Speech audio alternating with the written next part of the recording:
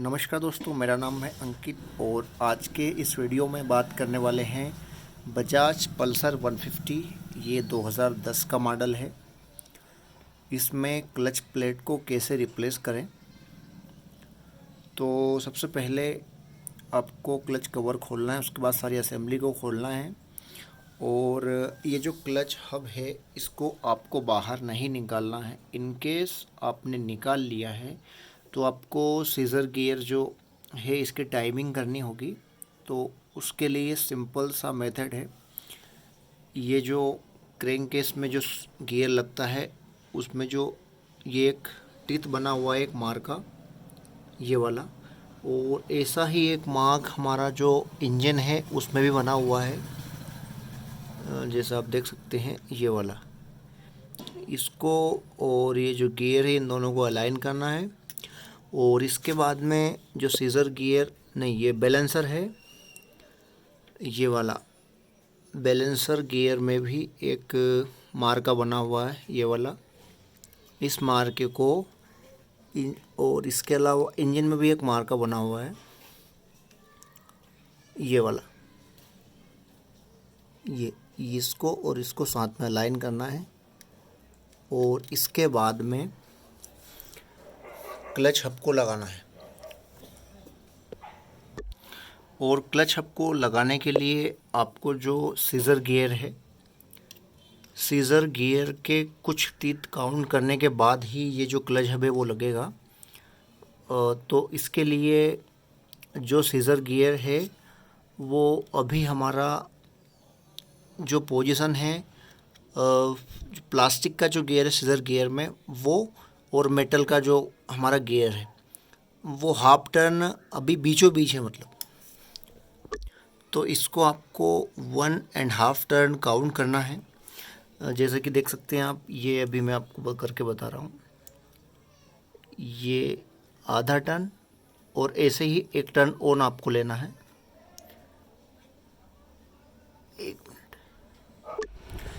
Scissor gear के turn count करने के लिए उसको घुमाने पर जो हमारा बैलेंसर है वो टर्न ना करे, इसके लिए मैंने एक 8 mm का जो गोटी होती है, 8 mm का सॉकेट, उसको मैंने यहाँ पर लाइन कर दिया है अभी कुछ समय के लिए।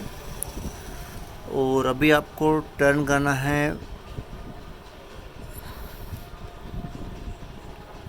ये आधा चूड़ी, ये इसके बाद में एक, ये 1.5 टर्न आपको काउंट करने के बाद ये आधा और ये एक, इसके बाद में आपको क्लच का जो हब है उसे इंस्टॉल करना है। एक बात का ध्यान रखिए, ये जो ऑयल पंप का गियर है उसे और इसके बाद में जो ये वाला गियर है इससे इनको अलाइन करना है, तभी आपका जो गियर है, ये जो क्लच हब है वो अंदर जाएगा। अभी मैं ये काम करने के बाद में आगे की तरफ मूव ऑन करते हैं। सीज़र गियर को टर्न करने में अगर किसी भी तरह की प्रॉब्लम आए, अगर हम बाय चांस एग्जांपल के लिए इधर टर्न कर रहे हैं और ये आधे टर्न से ज़्यादा टर्न होने में ज़्यादा फोर्स अप्लाई कर रहा है, तो इसको अपोजिट साइड टर्न करिए कि ये आधा टर्न और एक ये टर्न।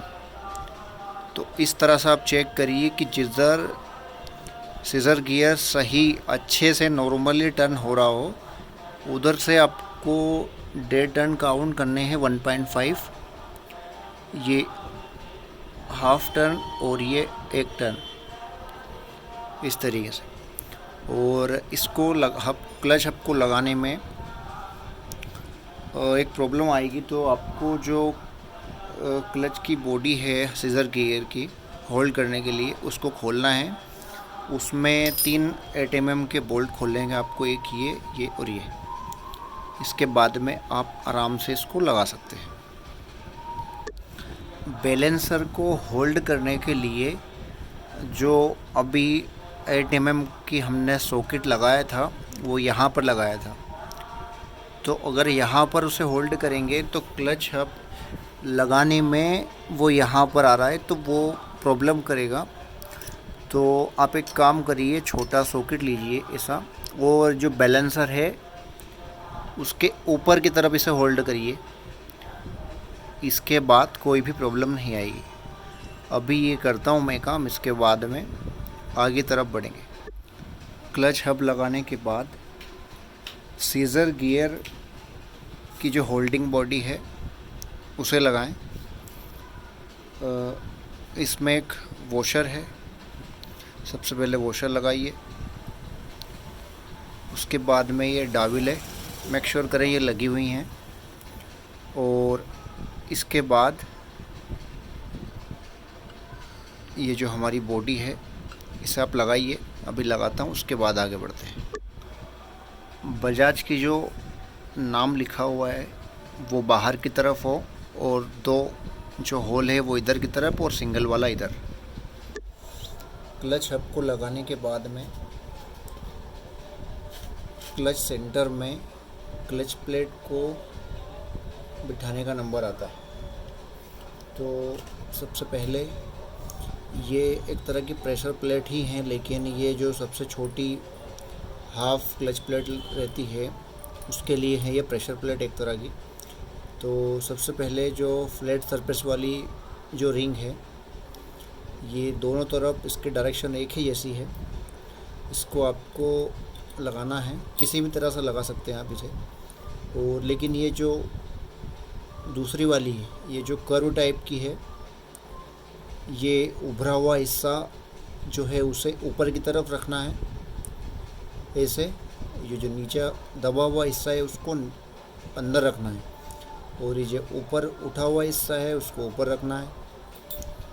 इसके बाद में यहाँ पर आप थोड़ा सा ऑयलिंग करेंगे। ऑयल करने के बाद प्रेशर प्लेट लगेगी। ये मैंने जो प्रेशर प्लेट है, नहीं सॉरी क्लच प्लेट, ये क्लच प्लेट ये लिखा हुआ है ब्रांडिंग से, कोई भी दिक्कत नहीं है। किसी भी तरह से आप ऐसे या ऐसे लगा सकते हैं, कोई प्रॉब्लम नहीं है। ये जो क्लच प्लेट आप देख रहे हैं ये एमके कंपनी की है, और ये बढ़िया फ्रिक्शन कंपाउंड बनाती है। बढ़िया ओल्ड मतलब बहुत पुरानी कंपनी है ये। और इसमें भी दो तरह की क्लच प्लेट आती हैं, एक पेपर प्लेट और एक नॉर्मल क्लच प्लेट। तो ये वाली पेपर प्लेट है, तो ये मेरे को लगभग अराउंड 600 के समथिंग पड़ी है। और यही क्लच प्लेट अगर बजाज की ओरिजिनल लेते हैं तो लगभग अप्रॉक्स 900 रुपये की उनकी कीमत है। तो और ये भी अवेलेबल नहीं थी, वरना मैं इनको भी जेन्युइन ही परचेस करता। और इसके बाद में जो फ्रिक्शन प्लेट है यानी प्रेशर प्लेट, इनका आप नंबर देख सकते हैं और एमआरपी भी देख सकते हैं। ये 43 एक काउंट की कीमत है, यानी एक। तो एसी इसमें 4 लगेंगी, तो आप काउंट करके देख लीजिएगा आपके अकॉर्डिंग। क्लच प्लेट हाउसिंग पर बिठाने के बाद उसमें वापस से ऑयलिंग करना है।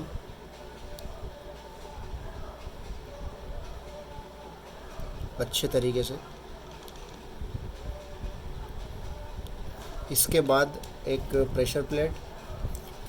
प्रेशर प्लेट में स्मूथ साइज का जो हिस्सा है, स्मूथ सरफेस, उसको मैं नीचे की तरफ रख रहा हूँ इस तरह से। ये जो और एक तरफ थोड़ा सा, तो ये जब हम लगाएंगे तो जो स्मूथ वाला हिस्सा है वो बाहर की तरफ आएगा। तो ये प्रेशर प्लेट लगा दी। ऐसे ही आपको प्रेशर प्लेट के बाद क्लच प्लेट, फिर प्रेशर प्लेट ऐसे लगाना है। अभी मैं लगाता हूँ, उसके बाद आगे की तरफ चलते हैं।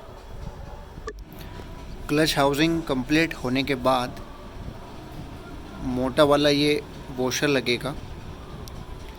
इसमें एक तरफ जो है ये इसका जो इनर डायना है, ये वाला थोड़ा मोटा है और ये वाला थोड़ा सा मतलब कम है इसमें।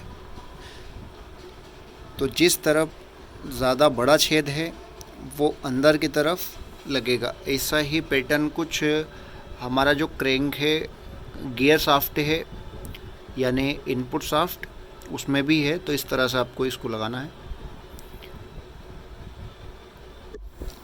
क्लच हाउसिंग को क्लच हब में बैठाने के बाद मेक श्योर करें कि जो इनपुट शाफ्ट है उसके जो थ्रेड हैं प्रॉपर दिखाई दे रहे हों। इसके बाद वेरिएबल वॉशर उभरा हुआ जो सेक्शन है वो ऊपर की तरफ रखते हुए इस तरह से लगेगा। इसके बाद में एक इसका स्पेशल नट है,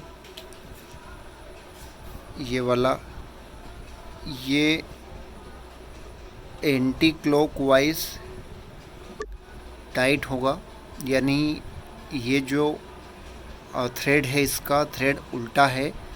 जिस डायरेक्शन में नॉर्मल बोल्ट खुलते हैं उस डायरेक्शन में ये टाइट होगा, जैसा कि आप देख सकते हैं। और अगर आप इसको टाइट करेंगे तो ये लूज़ होगा, तो उस बात का आप ध्यान रखें जब भी आप इसे खोलें। अभी मैं इसको टाइट करता हूँ, उसके बाद आगे की तरफ बात करते हैं। क्लच हाउसिंग के नट को टाइट करने के बाद इसके पांचों स्प्रिंग, उसके बाद प्लेट, उसके बाद 10 mm के बोल्ट, 10 mm के बोल्टों को टाइट करते समय ध्यान रखिए कि सभी बोल्टों को क्रिस क्रॉस पैटर्न में ही टाइट करें, वरना जो प्लेट होती है एल्यूमिनियम की होती है और एक बोल्ट टाइट करने पर बाकी जो 4 स्प्रिंग रहेंगे उनका लोड प्लेट पर आएगा, तो प्लेट टूटने के चांस हो सकते हैं। और सभी बोल्टों को बढ़िया तरीके से टाइट करिए, आराम से काम करिए ताकि कुछ भी पार्ट मिसिंग ना हो। इसके बाद क्लच रिलीज़ बेरिंग को इंस्टॉल करना है। ये जो स्टील की प्लेट का जो मैकेनिज़्म है उसे बाहर की तरफ रखिए और हमारा जो बेरिंग है उसे इसमें लगाइए।